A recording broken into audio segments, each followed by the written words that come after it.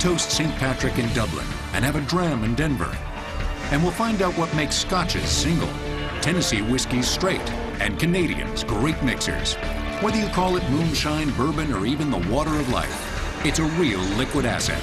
We have bottles in here that will fetch $500 a glass. Now, the untold story of whiskey on Modern Marvels.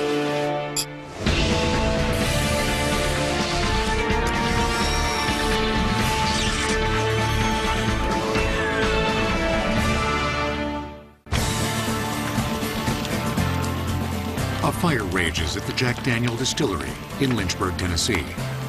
But rather than dampen it, workers stoke it with an unusual fuel. We're using 140 proof whiskey to start the fire because if we use gasoline or diesel or anything like that, it'll contaminate the charcoal. Each one of these stacks of wood is called a rick. It takes 16 ricks to fill a vat of charcoal. To remove impurities from their whiskey, distillers at Jack Daniel's filter every drop of it through vats of sugar maple charcoal they manufacture on site. This process is the one thing that we do manufacturing Jack Daniel's that distinguishes us from a bourbon. This lone flavor modification makes Jack Daniel's a Tennessee straight whiskey and not a bourbon. Bourbon made with a majority of corn can't have any flavor modification. It's just distillate and water aged in oak barrels. The whiskey category is ripe with these kinds of subtle distinctions. There are Tennessee whiskeys, bourbons, Irish whiskeys, Canadian whiskeys, Scotches, ryes, even a Colorado whiskey. Though distinct, they're all whiskeys because they have one thing in common. Well, the main thing that differentiates whiskey from the other spirits in the world is the fact that whiskeys are made from grain. A major grain producer, the United States is also the world's #2 producer of whiskey behind Scotland. Canada, Japan, and Ireland follow. Whiskey is the world's second most popular distilled spirit after vodka, and the U.S. consumes more of it than anyone else. Jack Daniel's holds the title of the world's #1 brand of whiskey, selling almost 24 million gallons per year. Most American whiskeys, like Jack Daniel's, fall into a subgroup called straight whiskey. To be designated a straight whiskey, a manufacturer must follow tight governmental guidelines. When you're making a straight whiskey, it can only be distilled to no more than 160 proof, and it can't go into a barrel no more than 125 proof, and it has to be aged in new charred oak barrels for a minimum of 2 years. And on top of that, each style of straight whiskey has to have a major grain component. What makes one whiskey different from another is the type of grains that are used, the way that they're distilled, and how they're aged. These differences lead to distinct flavor profiles, like that of Jack Daniel's. Ethan Kelly is a spirit sommelier, a trained expert in the hard stuff. At the Brandy Library in New York City, he oversees one of the country's most extensive whiskey collections. Ethan gives Jack a taste test. When you nose this one, the wood does pop right out, and it is clear that you're, in a forest. You do get some very earthy qualities to it, almost farmhouse qualities. It's fatty, and it's earthy, and it's sweet. That farmhouse quality comes from, well, the farm. Jack Daniel's starts with a recipe, also known as a grain bill, of 80% corn, 12% barley, and 8% rye. The distillery, located on this site since the 1860s, has its own water source that also influences flavor. Jack Daniel purchased the whiskey-making operation from a Lutheran minister in his early teens, but he located the manufacturing operation here because of a abundant limestone water. It's an iron-free water source that flows out of the cave at a constant 56 degrees year-round. This lack of iron affects the fermentation process. Yeast likes to have all of the metals present, a balanced diet. So what we've done is by supplying it with iron-free water, we tend to shift the fermentation just a little bit, and that shift is part of what makes Jack Daniel. The grain and water are pumped into what's known as the mash cooker and cooked into a runny porridge. Temperatures of up to 210 degrees break down the walls of the grain, allowing water to soak the starches. Enzymes in the grain can then convert starches into sugars. readying them for fermentation. This mash is then transferred into 40,000-gallon fermenting vats, where for the next 3 to 5 days, yeast goes to work making alcohol. All the agitation that you see here is strictly from the yeast acting on the fermentable sugars. And they start converting fermentable sugars to CO2 and ethanol. So when I see a bubble of CO2 in here, I've also got a bubble of ethanol that I've made. Ethanol, the alcohol that the yeast converts from the grain sugars, reaches about 10% concentration by the end of fermentation. This alcoholic mash is now known as distiller's beer. Distiller's beer is a little different than normal beer in that we ferment the whole grain. What we're doing here is we're pumping the distiller's beer to the top of the beer still at about 250 gallons a minute. We add the steam in the bottom of the still. When we do that, then the steam goes up through the column. There's a series of what we call stripping trays in here. Those stripping trays have several hundred holes in them. The column of steam collides with the distiller's beer, vaporizing the more volatile alcohol which passes out the top of the still. The perforated trays allow the grain husks and water that had been stripped of alcohol to flow out of the bottom of the still. The final distillate is a clear grain alcohol. Now this is 140 proof, and there's about 40 gallons a minute coming out of here. I've heard this called white dog, white mule, white lightning. It's just new whiskey. Every drop of this new 140 proof whiskey will be filtered through one of 72 charcoal mellowing vats, producing as much as 80,000 gallons of filtered whiskey per day. It takes the whiskey approximately 1 day to work its way down towards the bottom of the charcoal. This charcoal has very strong absorptive capabilities to bind some of the impurities that come off in the new whiskey through distillation.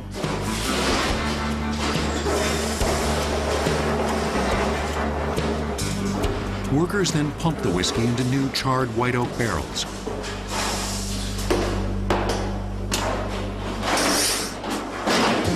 Each barrel weighs in at 500 pounds and must be loaded into the maturation warehouse by hand. Usually, a good entry day is about 1,000 barrels. Just depends on, a lot of it depends on how the house is rolling. The barrels won't roll easily if the warehouse has settled at a tilt. Workers take care to keep the barrel load in the warehouse even, since the pressures of more than 10 million pounds of whiskey can warp the structure. We have 77 maturation warehouses where we currently have in storage about 1.7 million barrels. During maturation, the whiskey commingles with the deliberately charred surface inside the oak barrel and gains all of its color and much of its flavor. When you char the barrel, of course it will darken, it'll turn a dark black, but it will open up pores in that caramelized layer where the whiskey can actually penetrate into and extract those wood sugars out. At least half of the flavor of Jack Daniel's comes from the wood. Once mature, the whiskey will end up in one of 3 Jack Daniel's products: Gentleman Jack, the standard black label, or single barrel. Black Label and Gentleman Jack both contain a mixture of many barrels, but the single barrel is just that, whiskey from one barrel. Single barrels are selected from the upper, hottest part of the maturation warehouse, where the whiskey ventures deeper into the oak.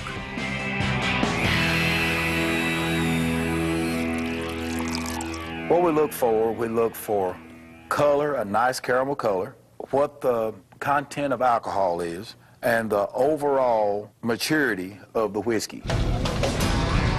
Selected barrels are then brought to the floor of the single barrel bottling facility. It's approximately 240 bottles per barrel, depending on the barrel. That's around 40 cases. Unlike wine, once whiskey is in the bottle, it ceases to mature. It will not get any better than the day it was bottled. In fact, once the bottle has been opened, it may get worse. A whiskey will oxidize just like a wine or a beer does. It just doesn't do it as quickly. It gets dull, it gets boring. When my whiskey bottle gets down to about 1/4 left, I invite all my friends over, we get together and we drink it.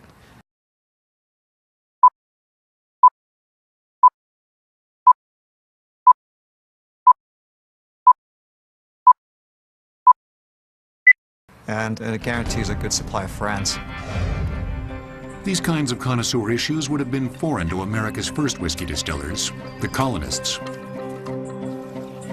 They made whiskey for the most practical of reasons, to prevent their excess grains from spoiling. It also concentrates the grain. I mean, it makes it easier to transport when you turn it into whiskey. And it got to the point where whiskey was actually like currency. The unregulated whiskey trade flourished until 1791, when the new federal government decided to tax it to pay the debt for the Revolutionary War. Farmers revolted against the tax, turning the excise men away by force. In 1794, George Washington actually had to send out the militia, the troops, to quell the uprising, and he actually sent out more troops to stop the Whiskey Rebellion than he needed to actually defeat the British. And ironically, just 3 years after the Whiskey Rebellion, George Washington decided to make his own whiskey in Mount Vernon. And by 1799, the year that George Washington died, he was the largest distiller in the United States. At this same time, in the neighboring state of Kentucky, Jim Beam was getting its start. In the bourbon category, no brand sells more. My family started making whiskey in 1795. Jacob Beam made his first barrel of whiskey in 1795 and sold it. He started our family in this business. Now, 7 generations later, here I am. The company bears the name of Fred Noe's great-grandfather. Jim Beam was the 4th generation, and he was the one who got us back on the map after Prohibition. The distillery can be found in Claremont, Kentucky, where faith and whiskey managed to keep company, and tradition means maintaining a culture, literally. Okay, we're going into our jug yeast cooler room right now. This is where we're keeping our strain of jug yeast that's been around since Prohibition. How we do this is we keep our original strain and we inoculate our new formula with it. We make our new jug yeast each time, and that keeps our strain alive. This yeast is the engine of the distillery. It produces every drop of alcohol that becomes bourbon. Quality control begins as the grain arrives at the distillery. Incoming corn must pass a battery of tests. It can't be over 14% moisture. Bushel weight, it's got to be at least 54 pounds a bushel. It can't have aflatoxin in it. Aflatoxin is a toxin produced by molds on grain that, if present, would glow under this ultraviolet light. In addition to being toxic, it affects the taste of the whiskey. The grains must be mostly whole and not broken into so-called fines. Once a grain has passed inspection, it's moved into massive bins. These are holding bins where we run our grains from the holding bins into the house as needed. From above, the distillery looks like a small city, a huge industrial undertaking. But for Fred Noe, bourbon is all about family. You know, you kind of have to be part artist, part scientist. And I think my dad, Booker Noe, was probably the best there ever was at making bourbon. Booker also anticipated the growth potential in the high-end bourbons, the so-called ultra-premiums. Higher proof, more mature, more expensive whiskeys.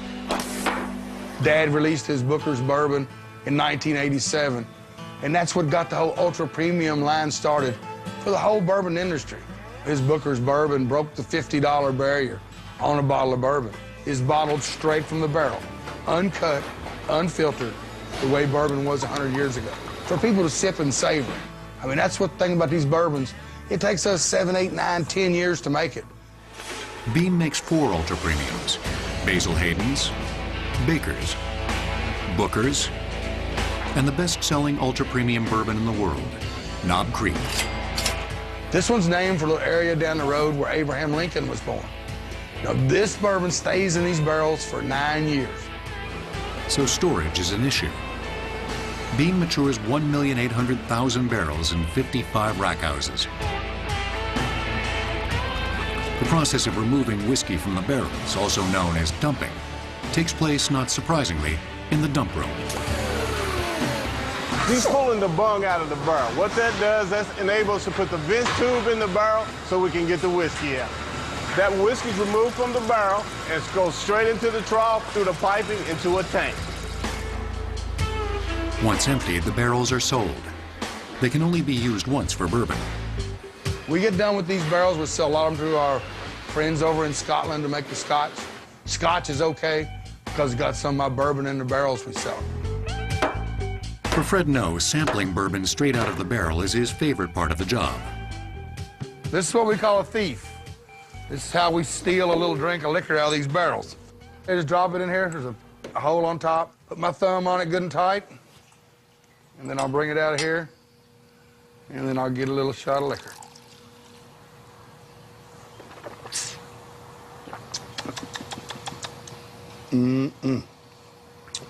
What I'm doing there is the Kentucky chew. Put the bourbon in your mouth and chew on it a little bit. And what it does, it involves your entire mouth in the tasting. For those who take their bourbon seriously, these are good times. People are drinking less and they want to drink better.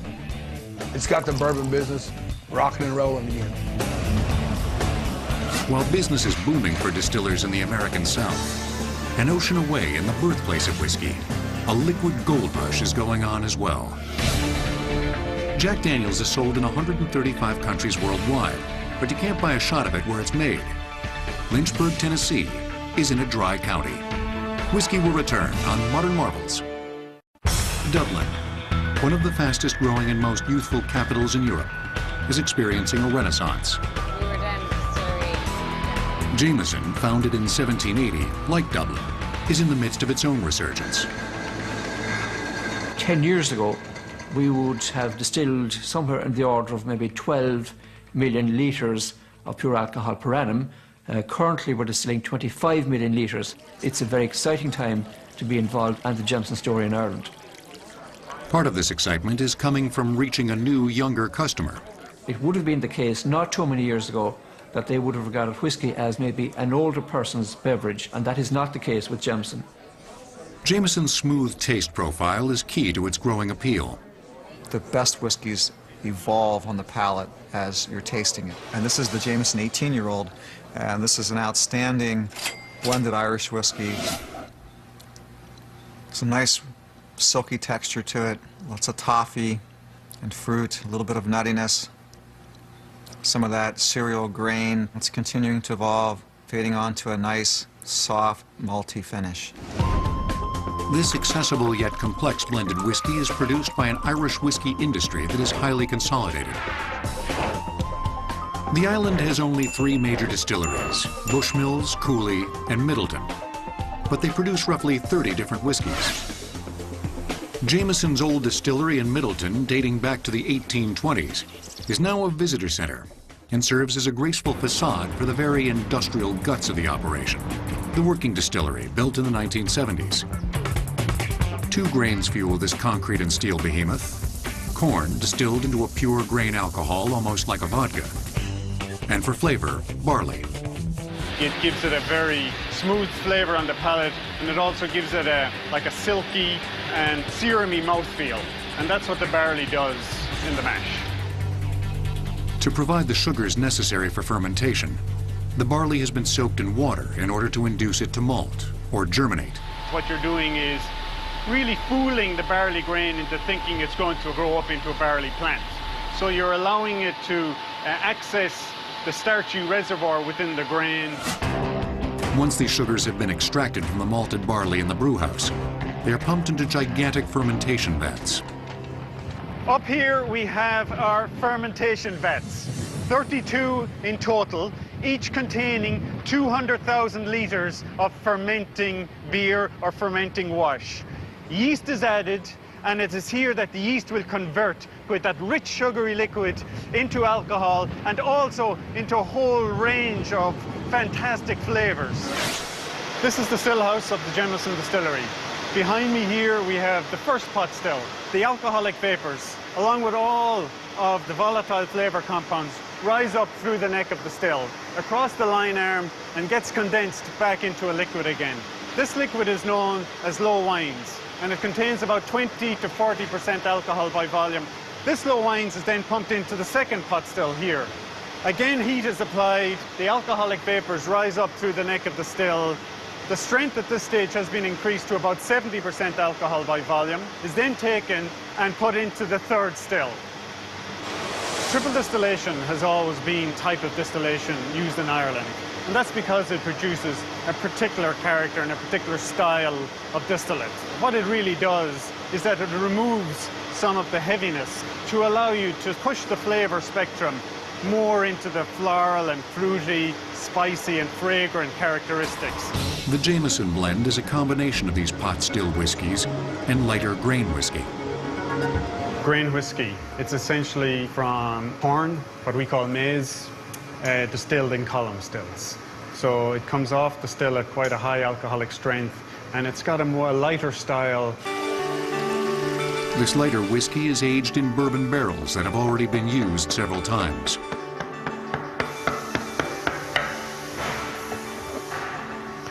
Now here we see inside of what a bourbon barrel looks like.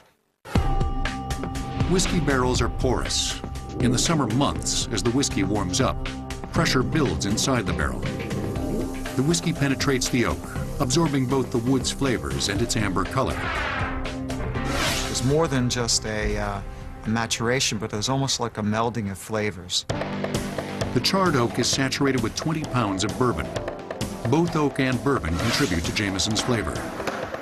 We don't use any virgin oak in our whiskey production because the heavy extracts from the virgin oak will be too heavy for the light distillate that we produce here in Middleton. Pot still whiskey is also aged in a refill oak barrel. It's one that's been used 2 or 3 times. And the whiskey that comes out of such a barrel allows more of the distillate character to be retained. But Jameson ages some of its whiskey in sherry casks, which are 2.5 times bigger than standard oak barrels. You can take that same whiskey and mature it in a sherry cask. And you can see here that the color is quite different. And that's because Spanish oak has a higher level of oak extract and tannin. The sherry butts are very much different from our bourbon barrel. They're seasoned with sherry wine for 2.5 years before they come home to be used here in the distillery. The sherry gives you a nutty taste, honey notes, gives you a nice, deep, chestnutty colour to the spirit. In our warehouses here in Middleton, we would have circa 650,000 casks. We are filling approximately 175,000 casks a year, and we're dumping about 130,000 casks a year. But not all of the whiskey that goes into the barrels will make it into a bottle because of what's known as the angel share. When the alcohol is expanding, it's pushing out into the oak and evaporating off. So we lose about 2.2, 2.3% per annum to the angel share. This most modern and sophisticated of products has roots in Irish monasteries, like this one at Glendalough in County Wicklow.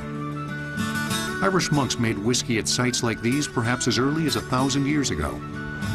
Whiskey was invented here in Ireland. Missionary monks from Ireland went out to preach Christianity in Europe.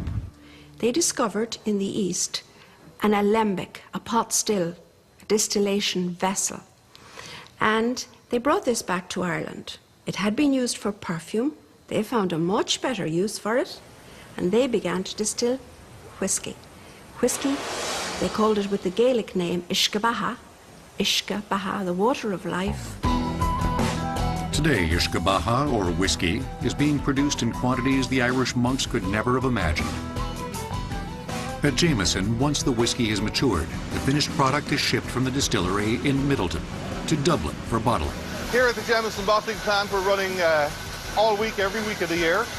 We're producing about 1 million bottles a week. In total, between 40 and 50 million bottles every year. In Ireland, a single distillery produces a variety of whiskies for its own blends.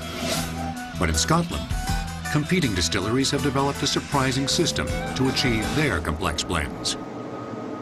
The Buena Vista Cafe in San Francisco is the largest consumer of Irish whiskey in the United States. It serves about 2,000 Irish coffees every day. A mixture of hot coffee, Irish whiskey, sugar, and cream. Whiskey will return on Modern Marvels. Scotland is a small country with a giant presence in the global whiskey industry. It has roughly 90 distilleries, more than any other whiskey-producing country on Earth. And whiskey is Scotland's largest export, grossing almost $6 billion per year. It was global interest in Scotland's single malt scotches in the 1980s and 1990s that revived a whiskey category that had been in decline for decades. Scotland's single malt scotches are some of the most expensive, sought-after whiskeys in the world.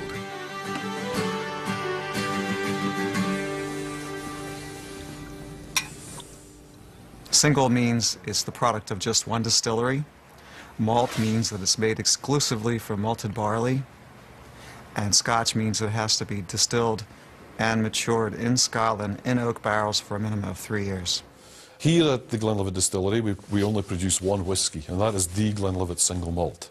The Glenlivet is the world's #2 single malt whisky. A single malt like the Glenlivet may be sold on its own, or as part of a blended whisky, like Chivas Regal. Despite Scotland's reputation for single malts, 90% of its whiskies are sold as blends, which are more accessible to the tastes of the average consumer. When we create a blended whisky, you have to use about 30 single malts. So we're constantly exchanging whiskies with some of our competitor companies. Most Scottish distilleries only distill one Scotch, their own single malt. As a result, they must rely on other distilleries to contribute Scotches to their blend. There's a great deal of diversity to Scotch whiskies. There are 4 recognised whisky-making regions. Firstly, in the south of Scotland, an area known as the Lowlands. And the whiskies from the Lowlands tend to be very soft and gentle in their characteristic. Then we have a little island on the west coast of Scotland known as Islay. And the whiskies from Islay are very smoky, very pungent, very distinctive. The West Coast whiskies get their smoke from peat. The distilleries on the West Coast traditionally have always used peat to dry their malted barley. And when you burn the peat, it gives off a very distinctive smoke. This clings to the malted barley, and in turn, it flavours the whisky. Then we have a huge geographic region known as the Highlands, and the malt whiskies from the Highlands tend to be fruity and spicy in their characteristic. Here on Speyside, the greatest of all of the 4 whisky-making regions, the whiskies from Speyside tend to be sweet and floral and fruity in their characteristics. Hundreds of years ago, the Speyside region was known as a haven for illegal distillers. After the Battle of Culloden in 1746, where the English heavily defeated the Scots, the English taxed the making of Scotch whisky to such an extent that the Scots couldn't make it legally. So they all began making it illegally. They used portable stills like this one that could be moved if soldiers showed up. This is the size of still that you would have saw the illegal distillers using. It would have been filled with that mixture of sweet liquids, the wort, that they used as the first stage of the process. It would have been boiled up inside here, and then you'd have watched the vapours coming over here. As it goes down through the coil and the cold water, it's going to condense back into a liquid again before appearing out the funnel at the end. Today, water is still key to the operation of the distillery. We'll use probably in the region of 3 million litres of water a day, in between mashing, cooling, condensing. The distillery also consumes 40 tons of malted or germinated barley a day. Glenlivet is made from 100% barley. And this is the mash tun, and this is where we start to extract the sugars and the starches that we're going to make into alcohol. And the way we do that is we fill 12 tons of grist into this vessel. Hot water extracts the sugars, and then this liquid, the wort, is pumped into the fermenters. Into each of these, 60,000 litres of liquid will come through from the mash tun, and then we will add 215 kilos of yeast, and that creates a 100% natural process. So this is where we create the alcohol. After 2 days, the 8.5% beer is ready for double distillation. That's very similar to Jameson's triple distillation process.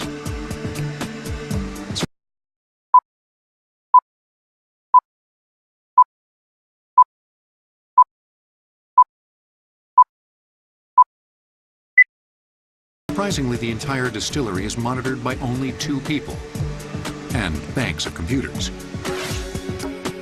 Though computers have a large hand in making it, the Glenlivet has a sensual appeal.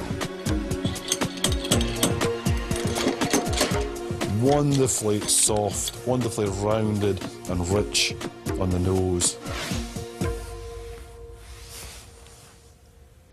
And it just is beautiful. It just goes down so gently, warming all the way. On a cold morning here at Glenlivet Distillery, this is central heating, as it should be. Single malt scotches are the world's most expensive whiskies.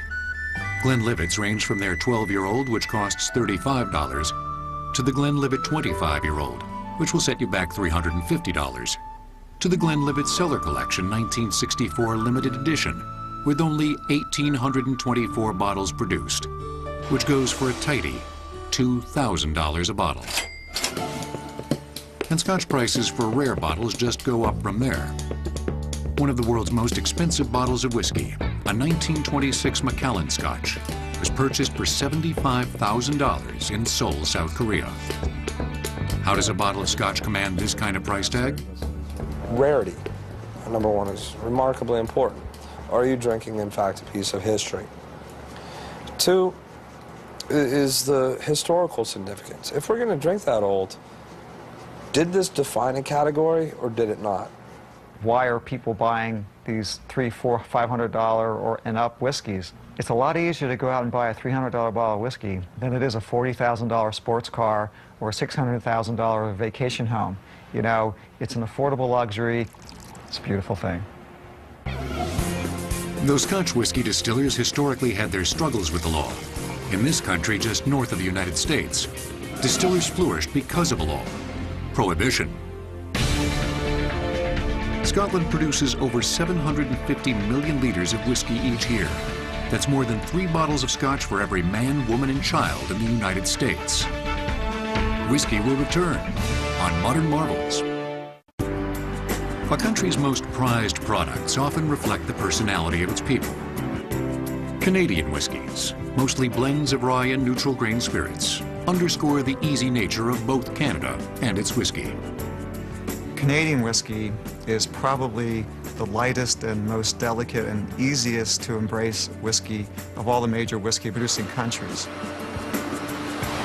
Canada's distillers, the world's number 3 producers of whiskey, make almost 48 million gallons of whiskey per year. The Canadian national style originated in 1884 with the introduction of one of the country's best-known whiskies, Canadian Club. The Canadian Club Classic 12-year-old is the company's most mature expression of its flavor profile. What we do get is vanilla, and lots of it. We do get some of that grainy character from the rye. That is all the way through an enjoyable, pleasant drink. The lightness of Canadian Club comes from its base whiskey, a corn distillate with no color. It may comprise as much as 80 to 90% of the volume, and unlike U.S. bourbons, has almost all of the corn's grainy flavor distilled out of it. The whiskey blends of other countries like Scotland and Ireland contain less of this neutral base whiskey and tend to have a more aggressive taste. Canadian Club's flavoring component is distilled from fermented rye, rye malt, and barley malt.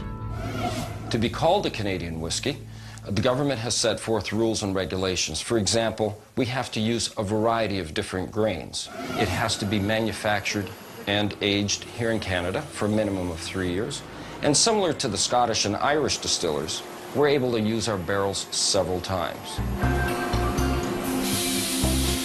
At Canadian Club, those barrels are once-used bourbon barrels purchased from the U.S. We Canadians get to use our barrels several times, therefore attributing to a lighter oak flavor profile product. The Canadian Club line features 4 different whiskeys. There's our standard 6-year-old Canadian Club, which is available in 151 countries around the world. CC Reserve, our 10-year-old format, is our premium version. The super premium Classic 12 by Canadian Club, and of course CC Sherry Cask. Canadian Club owes its tradition of elegant whiskies to its founder, Hiram Walker. He worked in what is now the Canadian Club Heritage Centre. So we're now in the Canadian Club's founding father's office, Hiram Walker. Mr. Hiram Walker came to Canada in 1856, and in 1858 he opened the distillery. This is actually Hiram Walker's desk, where he used to conduct business on a daily basis. A U.S. citizen, Walker opened his distillery in Windsor, Ontario, across the river from his home in Detroit, because he feared the growing power of the temperance movement in the U.S. He may have been off by 60 years, but in 1920, when Prohibition hit the U.S., Walker's sons had inherited the company. They found eager distributors of their Canadian whiskey, the Purple Gang, who were mostly Jewish mobsters out of Detroit, as well as the Chicago Mob. When Prohibition entered into the U.S. in 1920, the boys from the Purple Gang out of downtown Detroit would come over here to conduct business. Mr. Capone himself would conduct business at this table with the Hiram Walker boys. And this became known as the Speakeasy, which is still what we're using it for today.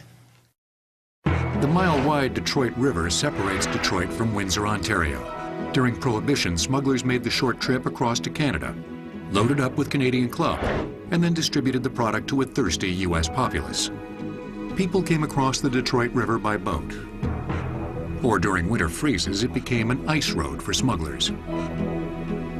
The sales of Canadian Club rose drastically during Prohibition. But since mobsters had a hand in distribution, shipments were often hijacked. A system of coded telegrams was developed to throw thieves off the trail. This one's dated July 31st, 1931. Just above it, they uncoded it. We have 300 cases of Club have left on its way to London, so this became very, very popular way of transporting product. One Canadian Club bottle, known as the Prohibition bottle, was a favorite with drinkers. It's concave in the back. The guys would slip it into their pockets and the ladies were strapping it on their leg, and this bottle kind of hugs your body. Another name for this bottle was known as the bootlegger bottle. The reason for that is ladies back then used to wear long gowns and the boots had straps in them. They would strap these bottles to their leg, thus came the term bootlegger. Canadian Club's whiskeys were known then, as they are now, for being cocktail-friendly. My favorite cocktail is what I've called the Millionaire's Manhattan. A measure and a half of Canadian Club Classic 12-year-old. Next, add a half a measure of Harvey's Bristol Cream. And last but not least, garnish it with a couple of maraschino cherries. The Millionaire's Manhattan. Canadian whiskeys express a distinct national character that has little in common with U.S. whiskeys. And in the U.S., there's a growing micro-distillery movement that's not afraid to innovate. But what exactly does a gas pump have to do with whiskey? During Prohibition, 1 million gallons of Canadian liquor per year, 80% of that nation's output, made its way into the United States. Whiskey will return on Modern Marvels. So what does it take to start your own micro-distillery and make your own whiskey? For the team at Stranahan's Whiskey in Denver, Colorado, it took some cash.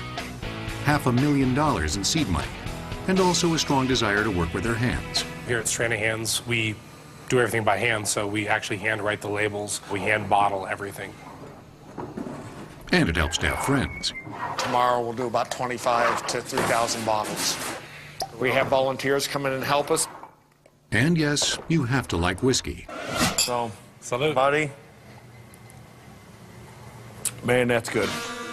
Stranahan's Colorado whiskey is at the vanguard of a micro-distilling movement that over the last 20 years has seen scores of new distilleries opening across the United States. In part, this is due to relaxed regulation on alcohol production at the state level. States are increasingly turning to distilled spirits to generate much-needed tax revenue. But it's not legal to distill at home, mostly because alcohol is highly flammable and presents a fire hazard. Well, micro-distilling is growing very rapidly right now, kind of following the same path that the microbrew beers followed. It's a rebellion against the homogenization of America. So in the midst of so much sameness comes something a little out of the norm, a Rocky Mountain whiskey. We're the first straight American whiskey to be made of 100% malted barley. Mashing, pasteurizing, and fermenting all take place next door to Stranahan's at the Flying Dog Brewery. So you use a lot of the same type of equipment and a lot of the same gear. So it was a good fit to hire a established microbrewery to ferment our recipe. Otherwise, we'd have to purchase all this equipment ourselves. It only takes one of the brewery's 40 fermenting tanks to satisfy Stranahan's needs. There we are, we're hanging on for dear life on fermenting vessel number 4. This is where we're going to add the yeast, and the magic will happen. Each batch is about 3,000 gallons, and so that's what we'll distill over a week's time. Flying Dog ferments our recipe to our specs and then pipes it over the roof. The freshly fermented beer, also known as wash, is ready to be distilled in Stranahan's custom-designed still. They're unique in design in the fact that the bottom part of the still is a pot still. All right, and that's like Scotch. Scotch is generally made in a pot still in a batch. The upper part of the still is a column still. We're using kind of bourbon technology up on top and Scotch technology in the bottom. We were the first people to use this. What we're trying to do is create a spirit that kind of takes on features of both types of distillate. Each batch of whiskey takes 18 hours to distill. That's why it's known as a batch process, because we're going to fill up our wash still with 750 gallons of wash. Once we distill out all the alcohol that's in there, we're going to drain it and refill it again. The barrel filler is ingeniously enough, a modified gas pump. We're going to take our handy-dandy barrel filler, specific only to Stranahan's Colorado whiskey, and we're going to fill our new American White Oak heavy charred barrel. We fill this up. We're going to roll it back into our warehouse. Our rack house is unique in that we are a heated and humidified facility here. In the wintertime, we're hot in here, and in the summertime, it's Hades in here. It gets to be about 110. So we have the 2 seasons to help force the whiskey in and out of the wood. So actually, our aging process is a little more rapid than most other distillers use. Right now, we're producing an average of 6 barrels a week.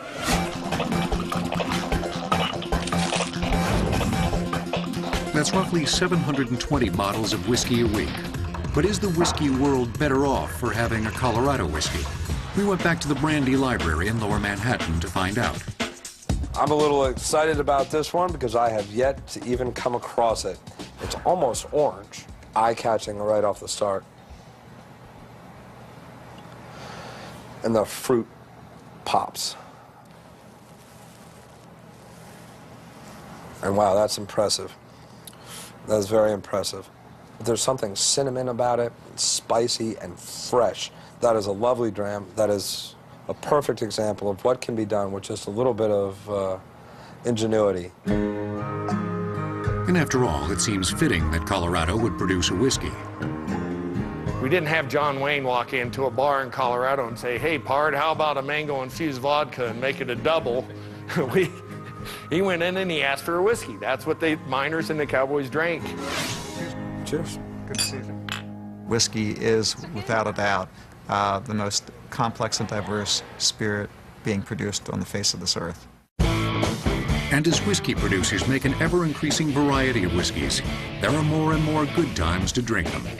People get this misconception that whiskey is an after-dinner drink, and that's the only time you should drink it. What they don't realize is that there's some great whiskeys that go with a meal. There's some great aperitif whiskeys. There's some great afternoon whiskeys, and there's some great mid to late morning whiskeys, too. Now there's a concept. Whiskey with your coffee break.